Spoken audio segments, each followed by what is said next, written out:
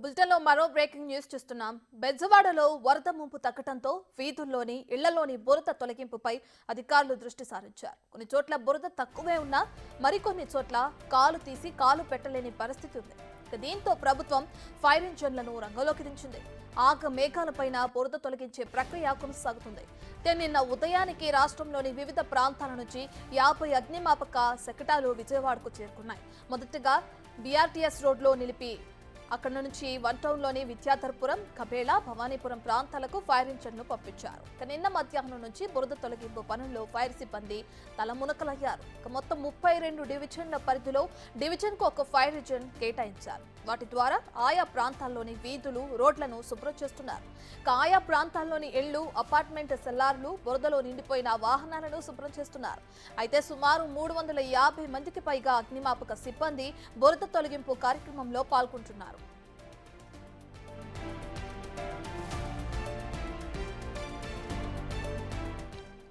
ప్రస్తుతం ఉన్న ఫైర్ ఇంజన్లకు తోడు ఇవాళ ఉదయానికి మరో 60 అగ్నిమాపక వాహనాలు విజయవాడకు చేరుకోనున్నాయి. గల్లీలు, సందుల్లో సేవలందించేందుకు వీలుగా 100 పోర్టబుల్ పంపులు, 10 చిన్న ఫైర్ ఇంజన్లను సిద్ధం చేశారు. వీటన్నిటితో కలిపితే మొత్తం 210 అగ్నిమాపక బృందాలు బురద తొలగింపు, శుభ్రపరిచే విధుల్లో పాల్గొంటాయని అధికారులు చెబుతున్నారు. ప్రతి అగ్నిమాపక వాహనానికి 12 మందితో కూడిన పారిశుద్ధ్య బృందాన్ని, ఓ వైద్య బృందాన్ని అందుబాటులో ఉంచారు. పారిశుద్ధ్య బృందం తొలుత వీధులు, రోడ్లు, ఇళ్లల్లో పేరుకుపోయిన చెత్తను తొలగిస్తుంది. తర్వాత అగ్నిమాపక బృందం మంచినీటిని పంప్ చేసి వీధులు, రోడ్లు, బాధితుల ఇళ్లను శుభ్రం చేస్తుంది. అనంతరం వైద్య సిబ్బంది ఆయా ప్రాంతాల్లో బ్లీచింగ్ వంటివి చల్లుతారు. నేటి నుంచి ఈ పనులన్నీ ముమ్మరం కానున్నాయి.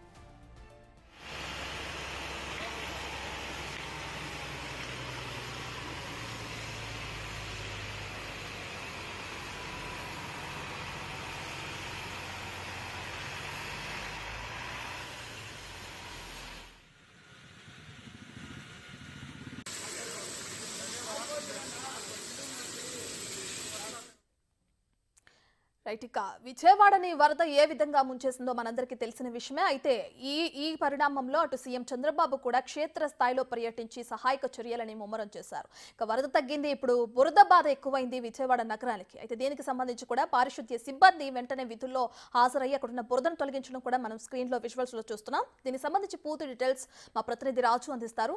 రైట్ రాజు, దీనికి సంబంధించిన పనులు ఏ విధంగా కొనసాగుతున్నాయి? అలాగే మనం అటు ఫైర్ ఇంజన్స్ ని కూడా తీసుకొచ్చారు, వైద్య సిబ్బందిని కూడా నియమించడం చూస్తున్నాం కదా, ఎవరి విధులు ఏ విధంగా నిర్వర్తించనున్నారు రాజు? అంటే గత 7 రోజులుగా కూడా విజయవాడ వాసులు, ముఖ్యంగా సింగినగర్, బుడమేరు వంతెన వాగు మొత్తం అంతా కూడా ముంచేసినటువంటి నేపథ్యంలో అటు సింగినగర్తో పాటుగా పాయకాపురం, నున్న, అదేవిధంగా జక్కంపూడి కాలనీ, ఈ ప్రాంతాలన్నీ కూడా 7 రోజుల నుంచి పూర్తి స్థాయి ముంపులో ఉన్నటువంటి పరిస్థితి కనిపిస్తుంది. అయితే ఇప్పుడు కొద్దిగా పరిస్థితులన్నీ మారుతున్నటువంటి వాతావరణం కనిపిస్తుంది. నిన్నటి నుంచి వరద ఉధృతి తగ్గినటువంటి నేపథ్యంలో కొన్ని ప్రాంతాల్లో అడుగు లోతు వరకు కూడా ఆ వాటర్ ఉన్నటువంటిది అయితే మనం చూడవచ్చు. ఈ కనిపిస్తున్నటువంటిది డాబాకొట్ల సెంటర్. ఈ డాబాకొట్ల సెంటర్కి సంబంధించి దాదాపుగా గడిచినటువంటి 5 రోజులుగా కూడా 3 అడుగుల లోతులో ఆ నీరు ప్రవహించింది. దాదాపుగా 8 నుంచి 9 అడుగుల ఆ లోతులో ముందు రోజు వరద రావడంతో అనేక మంది తీవ్రమైనటువంటి నష్టం చేకూరినటువంటి పరిస్థితి ఉంది.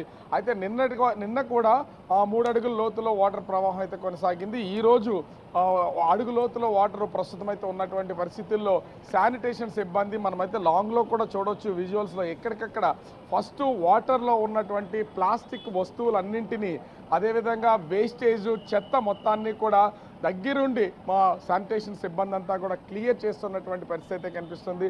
ఎందుకంటే ముందు అనేక వ్యాధులు సోకే అవకాశం ఉంది. ఈ ప్రాంతంలో నడవాలన్నా కూడా, తిరగాలన్నా కూడా విపరీతమైనటువంటి స్మెల్ వస్తున్నటువంటి పరిస్థితి మనం చూడవచ్చు.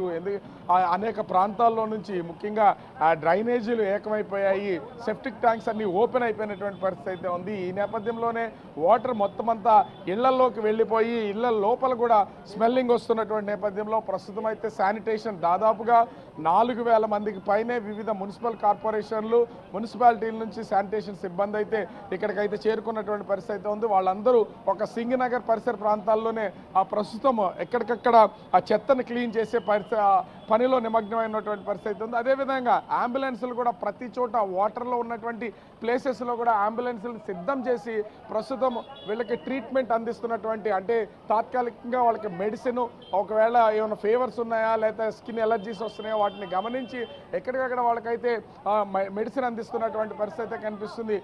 అంటే ప్రతిరోజు కూడా గడిచినటువంటి 5 రోజుల్లో ఈ ప్లేస్కి కొన్ని వేల మంది వచ్చి అటు ఫుడ్ కోసం, వాటర్ కోసం, పాల ప్యాకెట్ల కోసం, కొన్ని వస్తువుల కోసం అయితే వచ్చినటువంటి పరిస్థితి అయితే ఉంది. కానీ ఈ రోజు అంటే వరద సంభవించిన తర్వాత సహాయక చర్యలు ప్రారంభమయ్యి ఈ రోజుకి 5వ రోజు కావడంతో ఇప్పుడైతే కొంతవరకు ఇబ్బంది తగ్గిందనే చెప్పొచ్చు. వెళ్తున్నటువంటి వాళ్ళు వెళ్తున్నారు. చాలామంది ఒక అధికారుల అంచనా ప్రకారం దాదాపుగా సింగనగర్, పాయకాపురం, అదేవిధంగా జక్కంపూడి కాలనీ, ముఖ్యంగా వాంబే కాలనీ, ఈ కంట్రిక ఈ ప్రాంతాలకు సంబంధించినటువంటి 1,00,000 మందికి పైనే వివిధ ప్రాంతాలకు వెళ్ళినట్లుగా తెలుస్తుంది. వాళ్ళంతా కూడా కుటుంబ సభ్యులు, అదేవిధంగా బంధువులు, స్నేహితులు వివిధ ఊర్లకు వెళ్ళిపోయినటువంటి పరిస్థితి కనిపిస్తుంది. ఎందుకంటే ఇవంతా క్లియర్ అవడానికి సమయం పడుతుంది. అదేవిధంగా ఇక్కడ ఉన్నటువంటి శానిటేషన్ ప్రక్రియ అంతా కూడా క్లియర్ చేయడానికి కొంత సమయం పట్టే అవకాశం ఉన్నటువంటి నేపథ్యంలో ప్రస్తుతం అయితే అధికార యంత్రాంగం అంతా దీని మీద నిమగ్నమై ఉంటే ఇక్కడ ఉన్నటువంటి నివాసం ఉంటున్నటువంటి వాళ్ళు వెళ్తున్నటువంటి పరిస్థితి ఉంది. కానీ కండ్రిక, పాయకాపురం, నున్న, జక్కంపూడి కాలనీ, వాంబే కాలనీల్లో ఇంకా దాదాపుగా 3.5 నుంచి 4 అడుగుల మేర వాటర్ ప్రవాహం అయితే కొనసాగుతున్నటువంటి పరిస్థితి ఉంది. దానికి సంబంధించి ప్రస్తుతం అధికారులు ఎక్కడికక్కడ పర్యవేక్షణ చేస్తున్నారు. ఇప్పటికీ కూడా 5వ రోజు కూడా హెలికాప్టర్ల మీద కొంతమందికి వాటర్ బాటిల్స్, అదేవిధంగా పాలను కూడా అందిస్తున్నటువంటి పరిస్థితి అయితే కనిపిస్తుంది. ఇంచుమించుగా 3 లక్షల నుంచి 4 లక్షల మంది ఈ మొత్తం ముంపు ప్రాంతంలో ఉన్నటువంటి నేపథ్యంలో వాళ్ళందరూ చాలామంది ఎక్కువగా అపార్ట్మెంట్స్లోనే 2వ అంతస్తు, 3వ అంతస్తు, 4వ అంతస్తుల్లో ఉన్నటువంటి వాళ్ళు ఉండడంతో కొంతవరకు వాళ్ళకి సహాయక చర్యలు అందించడం, ఫుడ్ అక్కడ వరకు తీసుకెళ్ళడం ఇబ్బందికర వాతావరణం అయితే ఉన్నటువంటి పరిస్థితి ఉంది. కానీ వాటర్ లెవెల్ తగ్గినటువంటి నేపథ్యంలో అటు ట్రాక్టర్స్, ఆటోల్లోనూ, అదేవిధంగా ముఖ్యంగా చూస్తే లారీల్లో సైతం రాష్ట్ర నలుమూలల నుంచి అటు ఫుడ్, అదేవిధంగా వాటర్ వీళ్ళకి పూర్తి స్థాయి సరఫరా అయితే, అంటే ఈ వరదలు సంభవించినప్పుడు 3 రోజుల వరకు కూడా కనీసం మారుమూలలు ఉన్నటువంటి ప్రాంతాల వారికి ఎవరికి వాటర్ సప్లై కానీ ఫుడ్ కానీ అందినటువంటి పరిస్థితి అయితే లేదు. వాళ్ళు ఫుడ్ కోసం వచ్చి బయటికి వరదల్లో కొట్టుకుపోయినటువంటి ఫ్యామిలీస్ కూడా ఉన్నాయి. అట్లాంటి వాళ్ళు దాదాపు 2 చనిపోయినటువంటి పరిస్థితి అయితే ఉంది. కానీ వరద ఉధృతి తగ్గినటువంటి నేపథ్యంలో ప్రస్తుతము వాటర్ని, అదేవిధంగా ఫుడ్ని కూడా మారుమూల ప్రాంతాలకి అందిస్తున్నటువంటి పరిస్థితి అయితే కనిపిస్తుంది. ఎక్కడికక్కడ అటు ముఖ్యమంత్రి చంద్రబాబు నాయుడు, అదేవిధంగా మంత్రులు, పురపాలక శాఖ మంత్రి నారాయణ, నారా లోకేష్, పవన్ కళ్యాణ్ వీళ్ళంతా కూడా పర్యవేక్షణ చేస్తున్నారు. ఇప్పటికే గండిపడినటువంటి బుడమేరు గట్లకి ఇప్పటికే వాటన్నింటినీ కూడా మరమ్మతులు చేపడుతున్నటువంటి పరిస్థితి ఉంది. గండులు పూడుస్తున్నటువంటి పరిస్థితి ఉంది.